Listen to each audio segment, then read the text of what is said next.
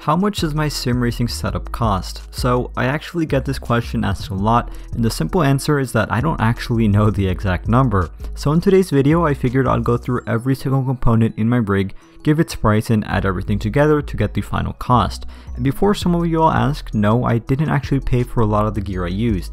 All Thrustmaster and Nextwell Racing products were very kindly provided by them, who have been longtime supporters of my channel. Anyways, let's figure out how much this all costs. Starting off with the cockpit itself, this is the Nextwell Racing GT Trek, and it currently retails for $900. However, I'm sure that in a few months it will be dropping in price since Nextwell Racing will be releasing a new flagship cockpit very soon. Regardless, it currently retails for $900, so I'm going with that. In terms of the PC, on screen are all of its components. It's always hard to name an exact price since PC parts often go up and down in value, but I believe I paid around the ballpark of $1,200 for it, so let's just go with that. Before I forget, let me mention the butt kicker, which is attached to the bottom of my seat. For those of you who don't know, this thing makes my seat vibrate to simulate the feel of a real car. I bought it over a year ago for $160, but it now retails for $200, so I'm just gonna say it costs $200. My wheelbase is the Thrustmaster TSXW, which as a standalone retails for $400. Unfortunately, it's been extremely tricky to get a hold of one recently due to supply shortages, so if you're in the market for a TSXW, I would be surprised if you'd find one on sale at this price. Regardless, it's supposed to cost $400. As for the wheel itself, I used two, the Ferrari 599XX Evo Alcantara Edition wheel and the Thrustmaster Sparco Rally wheel. As for the Ferrari wheel, it retails for $200. The Sparco Rally wheel came bundled with the Thrustmaster sequential shifter / handbrake, and that bundle retails for $400. I just checked and apparently this bundle has since been discontinued however. Since these wheels are made from suede and Alcantara, I used gloves to keep them looking nice. These Fox Racing gloves were like $20 on Amazon.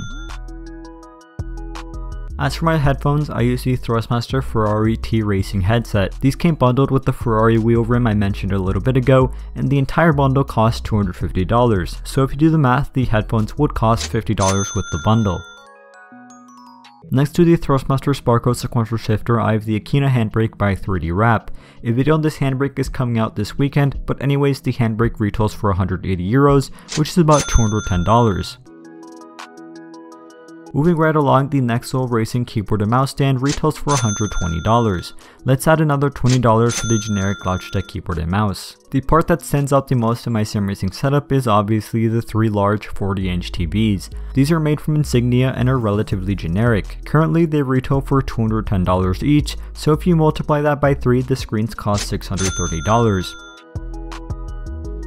More impressive than the screen, however, is the stand holding them up. This would be the Nextwell Racing triple monitor stand, which at $400 is not cheap by any stretch of the imagination, but is an absolute unit which is pretty much a necessity when mounting large screens. To wrap everything up, let's also account for my VR headset.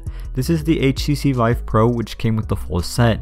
It includes the two base stations, the controllers, the headset itself, and a bunch of other things. It currently retails for $1,200 on Amazon, so I'm going with that.